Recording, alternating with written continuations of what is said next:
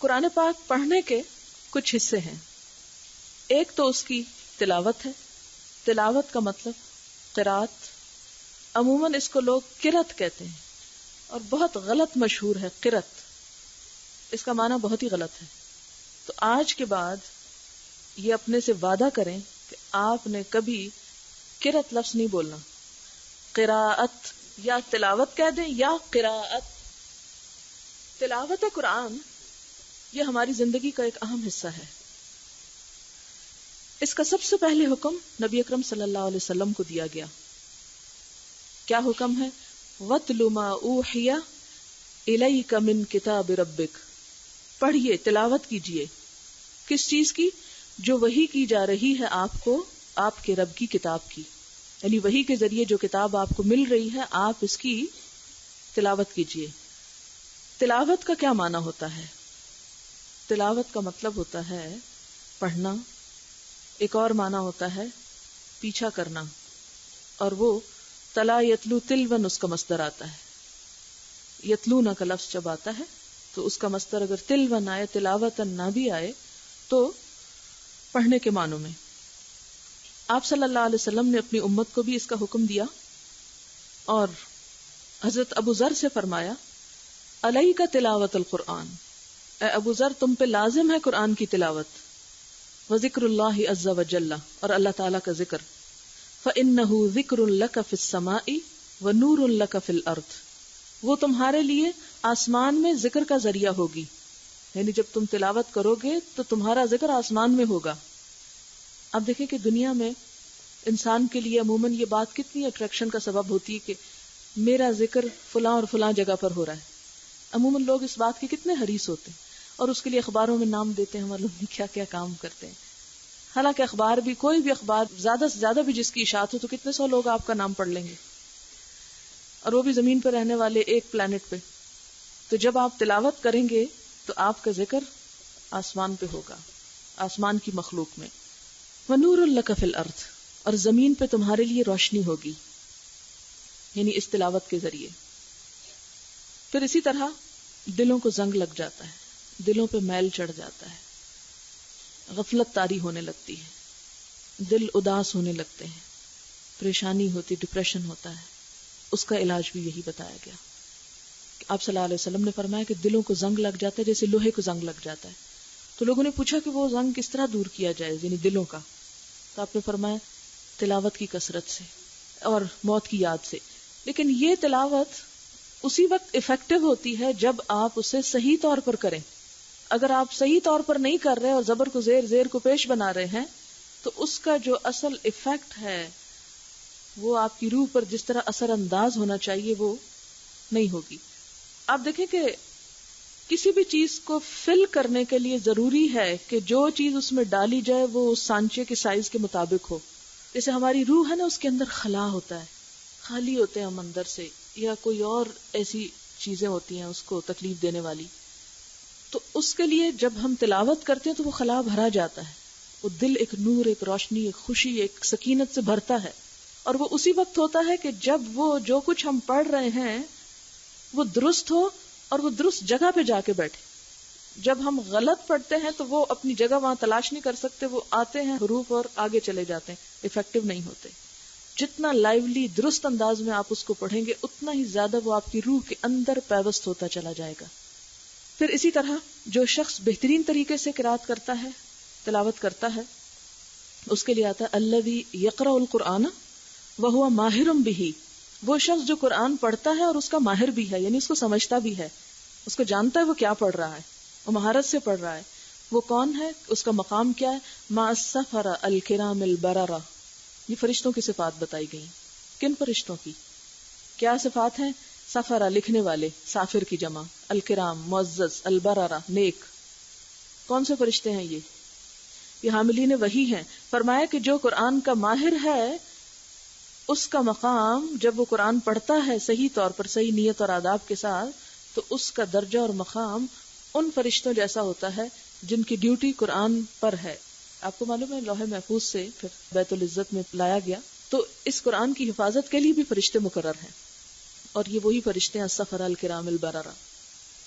والذی یقرأ القرآن ویتتعتع فیہ، اور وہ جو قرآن پڑھتا ہے لیکن اس میں اٹکتا ہے، یعنی ذرا مشکل سے پڑھتا ہے، کوشش کرتا ہے لیکن مشکل ہوتی ہے، وہو علیہ شاق، اور وہ اس پہ مشقت کرتا ہے، لہو اجران، تو اس کے بھی 2 اجر ہیں، یعنی اس کو 1 اجر تو پڑھنے کا ہے، اور آپ دیکھیں مشقت اسی وقت ہوتی ہے جب آپ درست پڑھنے کی کوشش کریں، جب آپ ایسے ہی تیسے پڑھتے چلے جائیں جو منہ میں آتا ہے تو مشقت تو نہ ہوئی نا، تو ایسی صورت میں بھی 2 اجر ہے، یہ بخاری کی روایت ہے۔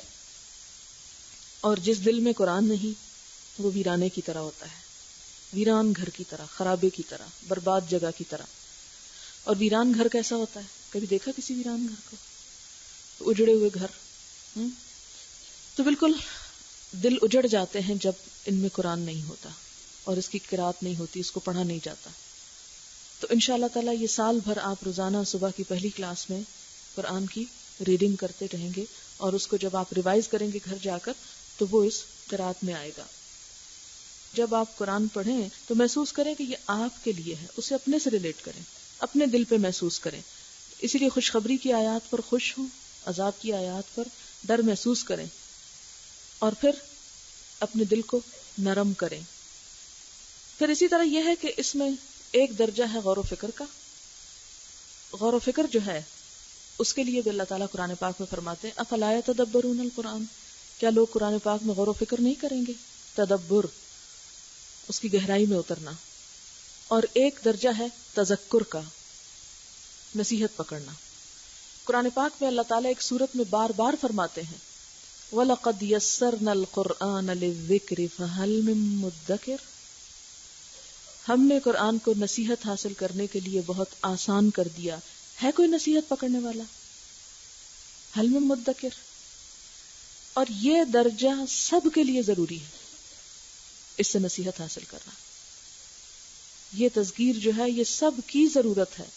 اگر آپ سمجھتے ہیں کہ ہم تو بہت پڑھے لکھے نہیں اور بہت عقل مند نہیں اور بہت ذہین نہیں اور بہت قابلیتیں اہلیتیں نہیں رکھتے، اس لیے ہم غور و فکر اور اس کے اندر تک نہیں اتر سکتے، بڑا مشکل کام ہے، تو کوئی بات نہیں، آپ تذکر کے درجے میں تو ہیں ہی کہ جس سے آپ نصیحت پکڑیں۔ کتاب انزلناہ الیک مبارک لیدبروا آیاتہ ولیتذکر اولو الالباب، کہ یہ قرآن جو بہت بابرکت ہے، اسے ہم نے اتارا، کس لیے اتارا؟ تاکہ لوگ اس کی آیات میں غور و فکر کریں اور عقل مند نصیحت پکڑیں۔ تو اپنے سے پوچھیں عقل مند ہیں آپ یا بے وقوف؟ کیا کہتے ہیں اپنے آپ کو؟ آپ میں سے کوئی ہے جو اپنے آپ کو بے وقوف سمجھتا ہے؟ کوئی بھی نہیں۔ بے وقوف بھی اپنے آپ کو عقل مند ہی سمجھتا ہے، بلکہ وہ بڑا عقل مند سمجھتا ہے۔ تو اگر آپ اولو الالباب ہیں، عقل رکھتے ہیں، تو پھر آپ کے لیے اس کے بغیر کوئی راستہ نہیں کہ آپ کیا کریں، وَلِيَتَذَكَّرَ میں آ جائیں، تذکیر، یاد دہانی۔ اور قرآن کی ریپیٹیشن بھی بسا اوقات اسی تذکیر کے لیے ہوتی ہے۔ ایک بات ایک جگہ ہو چکی ہوتی ہے، پھر آگے چلتے جاتے ہیں، وہ پھر آ جاتی ہے وہ بات، حالانکہ آپ کو پتا ہوتا ہے وہ کس لیے ہوتا ہے، تاکہ آپ کی یاد دہانی ہو جائے، آپ کو بات سمجھ میں آ جائے۔ پھر اسی طرح یہ ہے کہ عمل کی نیت رکھیں، یہ نیت نہ رکھیں کہ نہیں فلاں فلاں کام تو میں نے کرنے ہی نہیں، جھوٹ بولنا میں تو چھوڑ ہی نہیں سکتی، میری تو مجبوری ہے۔ نہیں، آپ پہلے سے ایزیوم نہ کر لیں کہ آپ کی مجبوری ہے۔ جب تک آپ برائی کو برا نہیں سمجھیں گے اس وقت تک اسے نکال نہیں سکیں گے اپنے سے۔ تو جب آپ کے اندر تڑپ ہوگی نا تو اللہ تعالیٰ آپ کو خود ہی توفیق دے دے گا، اور ایسے چلی جائے گی وہ چیز آپ سے کہ آپ کو پتہ بھی نہیں چلے گا۔ اس لیے عمل کی نیت رکھیں۔ ایک حدیث میں آتا ہے من ابطأ بہ عملہ لم یسرع بہ حسبہ، جس کا عمل سست ہوا اس کا حسب نسب اسے کوئی بھی فائدہ نہیں دے سکتا، اسے آگے نہیں بڑھا سکتا۔ لم یسرع، اسراء کا مطلب جلدی کرنا، یعنی اللہ تعالیٰ کے ہاں کسی کا کوئی سٹیٹس نہیں دیکھا جائے گا، اس کا عمل دیکھا جائے گا۔ قرآن پاک میں سورۃ الشعراء میں آتا ہے یہ تمہاری مال اور اولاد نہیں جو تمہیں ہم سے قریب کرتے ہیں، یہ تو عمل صالح قریب کرتے ہیں۔ تو جب تک عمل نہ ہو تو اس وقت تک دین کی تعلیم ہی کیا ہے، سب بات عمل ہی سے بنتی۔ نبی صلی اللہ علیہ وسلم کے بارے میں آتا ہے کہ کانا خلقہ القرآن، آپ کا اخلاق قرآن تھا، آپ کی عادات، آپ چلتا پھرتا قرآن تھے۔ اور پھر القرآن حجت لک او علیک، قرآن یا تمہارے حق میں حجت ہے یا پھر تمہارے خلاف۔ پھر اسی طرح صحابہ کرام کا طریقہ یہ تھا کہ جب قرآن کی کچھ آیات پڑھ لیتے تو ان کو اندر جذب کرنے کی کوشش کرتے تھے، اور وہ کہتے تھے کہ ہم علم اور عمل ساتھ ساتھ حاصل کر رہے ہیں۔ اور اسی میں وہ آ جاتا ہے الذین آتیناہم الکتاب یتلونہ حق تلاوتہ اولئک یؤمنون بہ، کہ وہ لوگ جنہیں ہم نے کتاب دی وہ اس کو اس طرح پڑھتے ہیں جس طرح پڑھنے کا حق ہے. یہی لوگ دراصل اس پر ایمان لاتے ہیں. اور پڑھنے کے حق میں ایک بات تو وہی ہے کہ آپ کے قاعدے قوانین، مخارج، زبر، زیر، یہ تمام چیزیں درست ہو، تلاوت درست ہو، قرات درست ہو، اور اس میں اس کے اوپر اس سے نصیحت بھی لی جائے اور پھر اس کے مطابق عمل کیا جائے، ورنہ حق ادا نہیں ہوتا نا اس کا. اور پھر جب آپ انشاءاللہ پڑھ لیں گے تو آگے اسے سکھانا بھی اپنی نیت میں شامل کر لیں. موقع مل گیا تو بہت اچھا، زندگی نے ساتھ نہ دیا تو کوئی نہیں، ہم اسی نیت پہ اٹھائے جائیں گے. انسان اپنی نیتوں پہ اٹھائے جائیں گے قیامت کے دن، کیونکہ اللہ تعالیٰ کے نزدیک بہترین انسان وہ ہے جو قرآن سیکھے اور سکھائے. ہمارے معاشرے میں ان لوگوں کا مقام بالکل ختم ہو کر رہ گیا ہے. ہم ان کو حقیر ترین مخلوق سمجھتے ہیں جو قرآن پڑھتے پڑھاتے ہیں. کسی کے بارے میں جب ہمیں پتہ چلتا ہے اچھا فلاں قرآن پڑھ رہا ہے یا پڑھا رہا ہے، کیا سوچتے ہیں؟ کیا ذہن میں خیال آتا ہے؟ بڑی عزت کا نہیں آتا. آپ نے اس ٹرینڈ کو بدلنا ہے. کلام اللہ کی جو عزت ہے، جو اس کی عظمت ہے، آپ کو پتہ ہے کتنی عظمت ہے اس کی، کیا ہے اس کی حیثیت؟ اللہ تعالیٰ کے کلام کی حیثیت ساری مخلوق کے مقابلے میں، سارے کلام اور سارے علوم کے مقابلے میں ایسی ہے جیسی خود اللہ تعالیٰ کی ذات ساری مخلوق کے مقابلے میں. یعنی اللہ تعالیٰ کی ہستی جس طرح ساری مخلوق کے مقابلے میں افضل ترین ہے، اسی طرح اللہ تعالیٰ کی کتاب جو ہے باقی تمام چیزوں پر، تمام کلاموں پر، تمام علوم پر ایسی ہی فضیلت اللہ کے ہاں رکھتی ہے. لہذا جب آپ اس کو پڑھیں کبھی احساس کمتری کا شکار نہ ہو، اور کبھی کسی کو بتاتے ہوئے شرمائے مت کہ ہائے کوئی کیا کہے گا، یہ قرآن پڑھنے لگ گئی ہے. اور ہو سکتا ہے آپ خوشی سے بتائیں اور دوسرے اس کو کوئی خوشی سے سنے ہی نہ، کوئی توجہ ہی نہ کرے، اور پھر آپ کا دل تھوڑا کہ ہائے میں نے تو اتنی خوشی سے بتایا تھا اور یہ تو اس کا تو رسپانس ہی بہت عجیب ہے. نہیں، ہمیں اس کی جزا لوگوں سے نہیں لینی، لیکن انشاءاللہ آپ کا علم اور عمل اس ٹرینڈ کو بدلے گا کہ قرآن پڑھنے والے، سیکھنے اور سکھانے والے کیسے ہوتے ہیں. اس موقع پہ میں یہ بات کرتی چلی جاؤں کہ انسان کی زندگی میں ہر دم جو ایک کوشش اور بھاگ دوڑ ہے نا کہ وہ دوسروں سے زیادہ اچھا ہو جائے. یہ آپ دیکھیں گے کہ ہر انسان کے اندر یہ چیز چھپی ہوئی ہے. اسی لیے اللہ تعالیٰ فرماتے ہیں وَفِي ذَلِكَ فَلْيَتَنَافَسِ الْمُتَنَافِسُونَ. تنافس کہتے ہیں نفسا نفسی کو، ایک دوسرے سے آگے بڑھنا کہ میں آگے ہو جاؤں. اور جب یہ نمبر لگنے لگیں گے نا آپ کے، پھر آپ کو پتہ چلے گا کہ آپ میں کس درجے کی یہ چیز چھپی ہوئی ہے. یعنی عموماً طالب علم جو ہیں ویسے کہتے نہیں ہماری نیت صرف اللہ کی رضا ہے اور ہمیں اور کچھ نہیں چاہیے.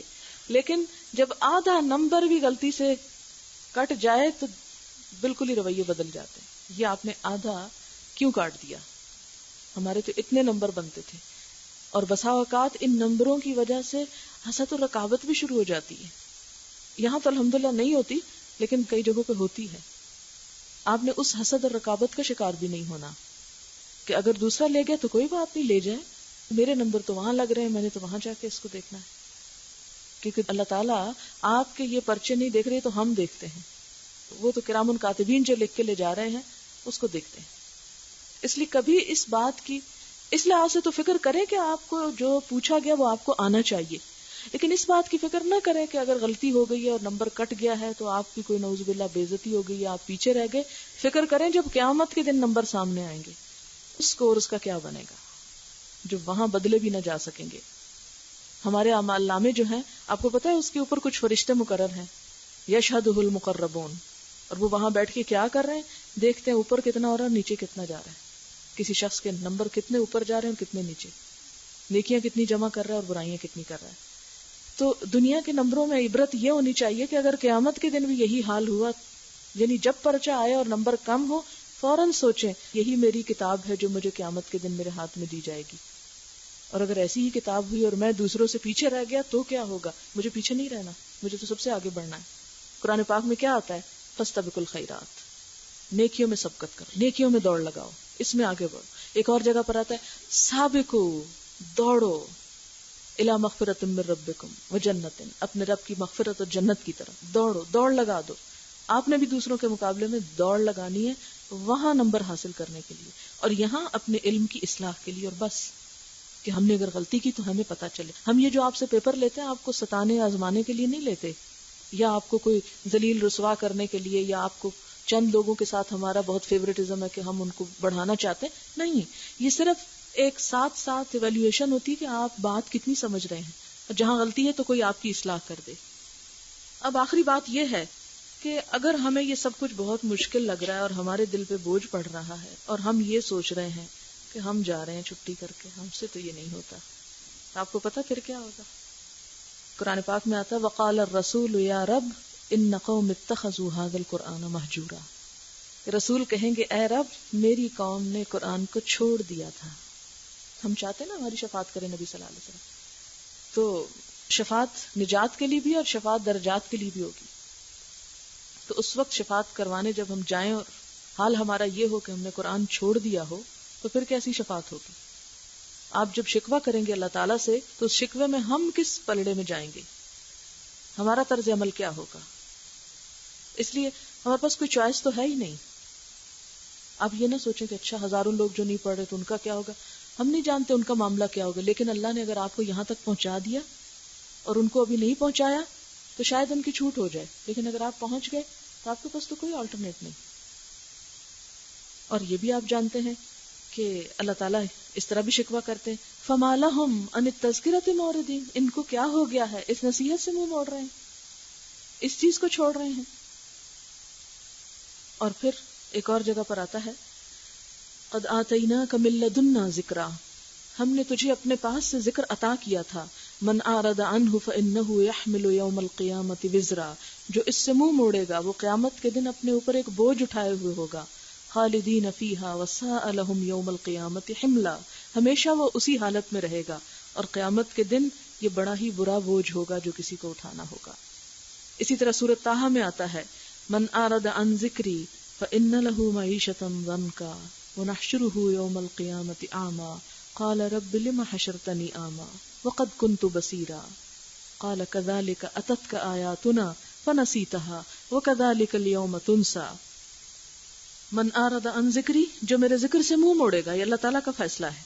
فإن له معیشة ضنکا, میں اس کے لیے دنیا کی زندگی تنگ کر دوں گا. معیشت دنیا کی گزران کو کہتے ہیں. ونحشره یوم القیامة اعمی, قیامت کے دن ہم اس کو اندھا اٹھائیں گے. قال رب لما حشرتنی اعمی, انسان کہے گا اے رب تو نے مجھے اندھا کیوں اٹھایا.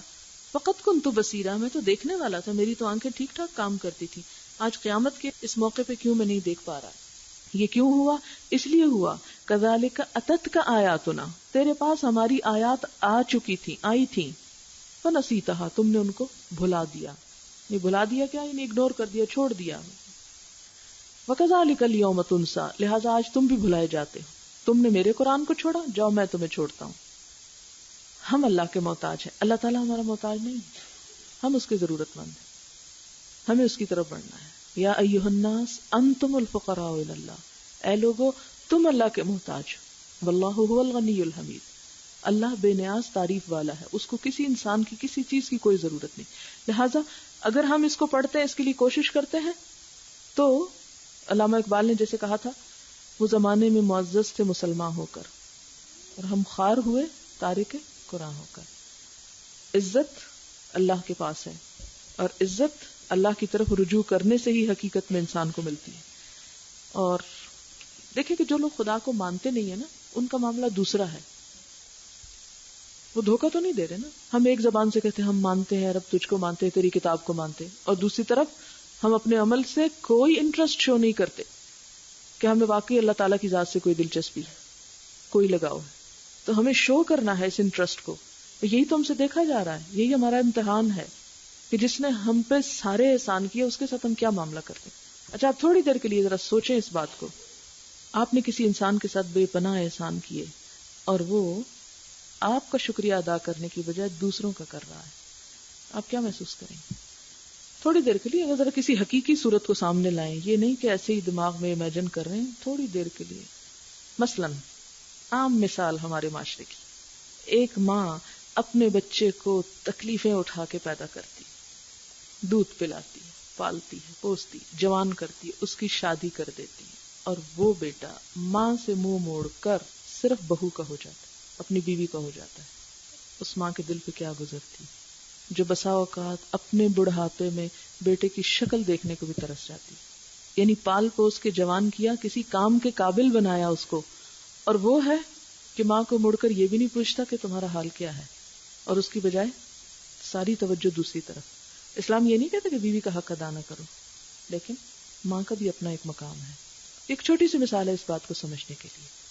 تو ہم دیکھیں کہ زندگی میں جو کچھ ہمیں ملا ہمارے رب سے ملا، اور جواباً ہم اس کی طرف توجہ نہ کریں، اس کا احسان نہ مانیں، اس کا شکر ادا نہ کریں، اور اس کے شکر ادا کرنے کے طریقے معلوم نہ کریں، تو ہماری یہ ناشکری خود ہمیں کو نقصان دے سکتی ہے. اس لیے یہ جو کچھ ہم کر رہے ہیں، ہم نہ کسی انسان پر احسان کر رہے ہیں، نہ اللہ کی ذات پر احسان جتا رہے ہیں.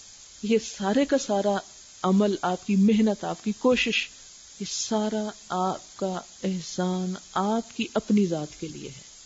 اس لیے اپنے پر احسان کرنا نہ بھولیں.